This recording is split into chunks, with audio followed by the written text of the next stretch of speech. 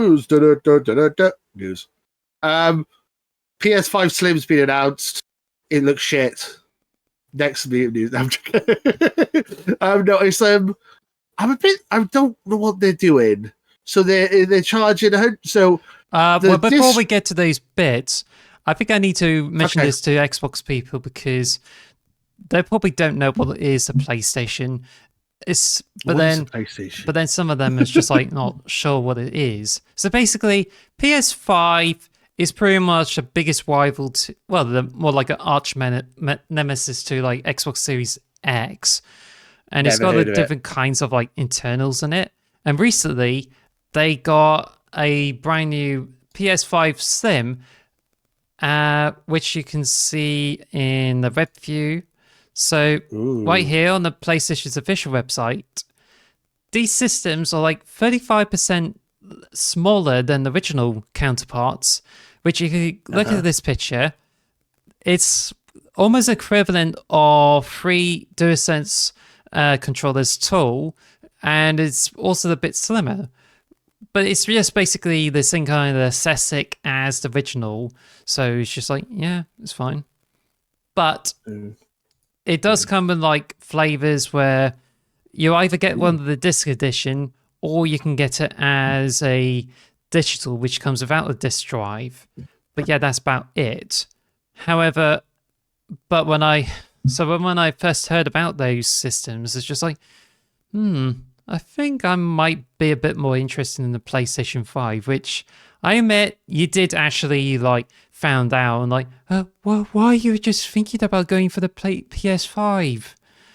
And like, no, I was just thought I might to see if I'm actually interested in getting the PS5 this time. So whack. There is the PS5 Slim. There's a lot of drawbacks to it, and we're going to go into that in a second. I mean, it does have a cool racing stripe on it, and it's not so heavy that you can kill someone anymore. It's actually a bit lighter, and it's not. It doesn't take up half your bedroom, which is nice. Those are the two advantages. What the biggest advantages you say of? It is smaller. It's just a bit questionable whether it's like a PS3 Slim or the PS3 Slimmer. But at the moment, it's just like quite similar to PS4 in terms of size. But yeah, it's just like, like, how do I put it? It's just, I don't know. It's just like, it's not that heavier because it's between 10 to 20% lighter weight, and it just really depends. But yeah, it's just the big differences between those and the models is that now you can like remove the cover, which I think if there's a picture there, you can remove the casing there, so you can like insert your own disc drive, which is quite similar to how you like get the HD DVD attachment for the Xbox 360. Yes. So the current PS5 that's out now, you can get a disc version and a digital version. They're doing the same thing with the Slim versions. The normal version with the disc drive is the same price, but the digital version is going up in price. So you have to pay more money for the digital version in the future than you do now. And then if you want to upgrade the disc drive, you have to pay an additional £100. So it ends up costing you way more in the long run, which is ridiculous. And then this is the real kicker. This is very much like Apple not putting a charger in their phone. Before we get to the bit there, I think you're skipping ahead again. So basically, this is called... What I found in the moment is that when it was announced, I thought it was like interesting here, but now it's just people making a huge outrage about it because of those prices. Outrage! So you did like... You're about to talk about the stand. We will also come to it. But at the moment, people are like saying about $80 for the disc drive when you can get the PlayStation 5 with a disc drive for just $50 more. But it's even worse in the UK or even any places where they take euros, because you get like, you have to pay £100 for the disc drive, whereas you pay a little bit less when you go for one with a disc drive. And this is just, to me, like, is this going to be like a push for us to like get one with a disk drive? Because like Yeah, it doesn't I make was kind of sense, thinking really. like, I don't know if I would get the digitals and see if I can live a digital free future. But then Mhm. nice I can get a disk drive with it, and I thought there would be more opportunities. Except, do I really have to pay a bit extra for the disk drive if I do get a digital edition? Because I think Yes. because I think it just kind of seems as if it punishes people for like going for the digital edition instead of buying an extra disk drive at beginning, and I think this is a bit ridiculous. I think it's absurd.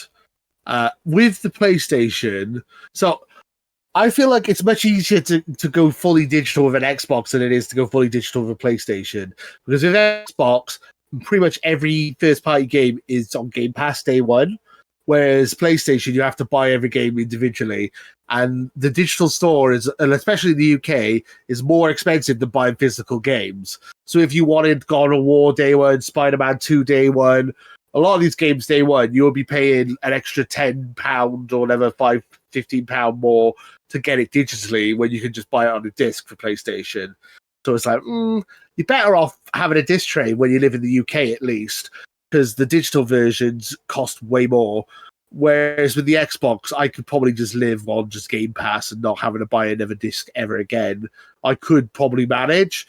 I think you do need a disc drive in place with the PlayStation though, if you want to save, because the savings you make for not having a disc drive are completely negated once you buy like 3 or 4 games. You'll already spend the extra money to get those games, so you might as well get a disc drive one, I think. But yeah, it's not great. I don't like it. I'm glad that they finally made a slim model, but can I talk about the main draw? Well, it's not the main drawback, but one of the drawbacks. Well, you're gonna The say about stand. the stand there. So this stand over Yes. there, you have to buy it separately, which is worth £30. So if you want to, I don't know if you get Stand your away. PlayStation up. Yeah, if you want to like get the PlayStation 5 Slim and you feel as if getting the disc it should be enough to keep it up tight, you may not need it. But I think it's just basically to make No, sure I it think you doesn't do. tip over. But I know that people like make a huge fuss about it and like, oh come on, it's just going for Apple there because you had to pay a lot extra Yeah. for the stand. But to be honest, it's not like that overly expensive. Also, PlayStation 5 Slim is not going to be the first console to have separate stands because, like, PlayStation 2, you get a separate stand that does nothing to, like, reinforce it. And I think you Right. pay extra for the plastic. Also, you get, like, stands for PlayStation 3, PlayStation 4, and a few other consoles too. And it's just, like, But bit of it's more to do with assurance to see if you can like pay for it and what's not. But I think the argument has to be made is that you only like get to pay like 25 quid for a stand just to keep the PlayStation 5 Slim upright. And I get many people yeah. are just like not going to be pleased about it because admittedly it's No. pretty much overpriced for this piece of accessory there. Essentially, if you want, this is an essential piece of kit that you need essentially to have your PlayStation 5. My PS5 came with a stand, so essentially you added an extra 30 quid to the price of the PS5 essentially, because you're going to need to buy a stand or you're not going to be able to like have it stood upright.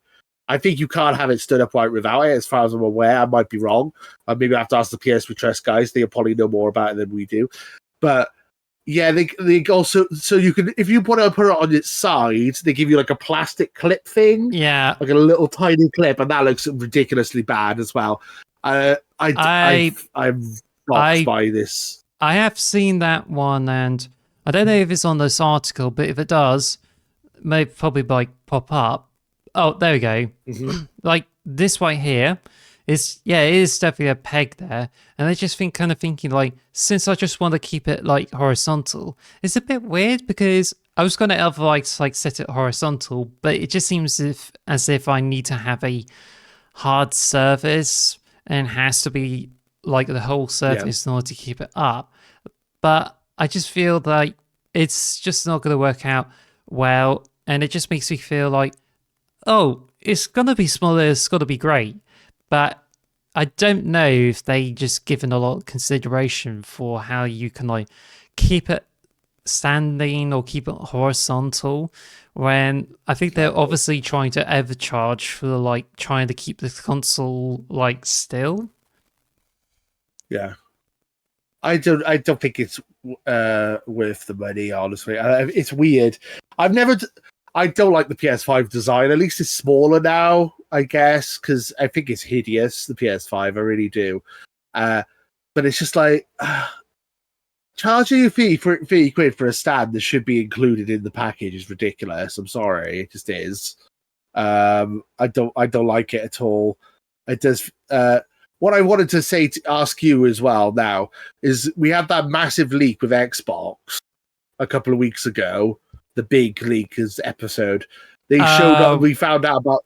Well, I think you're. There's one other thing before we get to that Xbox thing, and this is also what we got, because I think from all the videos that complained about the PlayStation 5 Slim, I think they failed to mention that you can actually buy PlayStation 5 console cover colors, which doesn't seem to show what they look like. They will be released in early 2024 and comes in like, I think it's a black color array as well as Deep Earth collection in like red, blue, and silver. And each one of these covers will be worth about £45 in pounds, or you get for like $55 in the US. Oof. Okay. Also, I like to mention that the SSD says it's 1 terabyte, and people think it is more storage, but I think I'm a bit skeptical because I don't know whether PlayStation 5 has like 1 terabyte as advertised, but when you open up the PlayStation 5 console, it's like, oh, it shows 825 gigabytes, which has been reduced to about 600 gigabytes. And I'm like, do I really trust Sony that it's going to be 1 terabyte? Because it just seems like, well, it's got to be smaller, and it just makes me think, like, is it still going to be easier to put more storage into the PlayStation 5 Slim? And like, I never thought of that, the expansion drive thing with the PS5 Slim. That's a good point. It's. I think when it comes to storage, it's a bit more sus. So I think, to me, it's just a bit concerning. But I think for the size, it's like really nice. But I think, to be honest, I understand like that outrage and why people would feel not so pleased about the pricing there, because I think it just kind of makes extra charges towards something that you're going to end up getting a 35% decrease. So what I've heard online is that it'd be about 125 gigabytes more storage, which isn't a lot when it comes to this generation. If it was a Switch, that'd be amazing. But like on the PlayStation and the Xbox, that's literally one game is about 125 gigabytes. So that's not much of an increase at all. I recommend, if you really want a PlayStation, I would recommend getting the big chunky ones that are out now, because it'll save you 30 quid in the long run. Or if you don't want a disc drive, then saving even more money and getting the digital one now before these replace it. What I was going to say about the Xbox is what I was interested to compare the two, is that they're bringing up Slim, or like the slender Xbox next year, which is the slim version of the Xbox. And everyone was like, oh, PlayStation are going to bring a slim version out, but it's going to be more powerful. But it looks like it's the same power, it's the same system. So the rumors don't seem to be true. So it's interesting that Xbox is the new Xbox is going to be the same price as the current Xbox, but it's not going to have a disc drive, but it's an extra terabyte of space. So if you get a digital PlayStation 5, you only get 1 terabyte, whereas if you pay 50 quid more, you get a 2 terabyte Xbox Series X cylindrical one. Wait a minute. So, but didn't they say that it's 1 terabyte, or was it actually 2 terabytes? It's 2 terabyte, the new Xbox. It's 2 terabyte. Or you could get like a Series S for much cheaper, and that'd be like save you a bit of money, and that's a terabyte, the new Series S.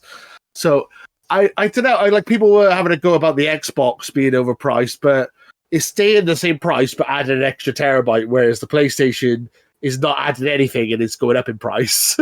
Well, so it's like, I do have to say that in regards to the Xbox, like if Microsoft's going to come up with their own take on the PlayStation 5 Slim, then they would obviously go for the Xbox Series X internals, place it into Xbox Series S. And I just feel like if you combine those together, where you have a power of Series X within the Series S casing or something that's slightly big, that would be a huge deal breaker, but you still miss out on the disk drive. And I feel that PlayStation 5 Slim is just going to be argued to be better because you have this option of the disk drive as well. I suppose. But yeah, the cylindrical Xbox is the Slim version. That's the one that's meant to be coming out next year. Yeah. So that's supposed to be the Series X Slim. But yeah, as this is no disk drive, which is a bit disappointing. There's rumors that they might be having an external disk drive you can add to it, again, like the PlayStation, but I don't know. I think the extra terabyte of space justifies it a little bit, whereas there's literally no extra storage on the PlayStation, which is a bit disappointing. Yes. Also, what I thought was interesting is that it's just a tangent I've just gone off here, is the fact that the new Xbox is cylindrical. You can't have it on its side. Whereas the new PlayStation, if you want to have it stood up, you have to pay extra. So you're going to have one on the side and one stood up. You have to swap. Because at the moment, my PS5 stood up and my Xbox is on the side. I'll have to have them the other way around if I end up getting both the digital version, the Slim versions. I don't know how Microsoft's going to approach the cylindrical Xbox. Like, it just seems as if you probably need a stand or two to keep this horizontal, and that's the thing. Yeah, on the horizontal, keep it horizontal. I don't know how they keep it horizontal. They haven't explained that yet. They probably offer they probably offer a £50 stand for it. Who knows? Yeah, and then we'll be like, oh, that's fine because it's Xbox. I'm joking, by the way. I would kick off if they did that on Xbox as well. Disappointing. The PlayStation Slim is very disappointing in my opinion. I probably would have considered it if it was cheaper. And usually later on in the generation, they make slim versions to make them cheaper and easier for more people to buy. But the fact that it costs more or the cost the same, but then you have to pay 30 quid for a stand, so it ends up costing you more, is kind of bullshit. So they need to fix that. And it might be like a final fuck you to the fans from Jim Ryan before he leaves. I mean, that's what it is. It's like, haha, bye guys. So like, laters. It's like, screw you, Jim Ryan. But anyway, I would love to see what the PlayStation guys have to say about the Slim. They might love it for all we know. I'm going to have to speak to them later. Check out PS We Trust. They're a really cool podcast. And go check them out. They talk about PlayStation and they're pretty cute. Thank you for listening to the X Marks the Box podcast. Follow us at X Marks Box on Twitter or X Marks the Box on YouTube. And follow us on all audio podcast services. Thanks for listening.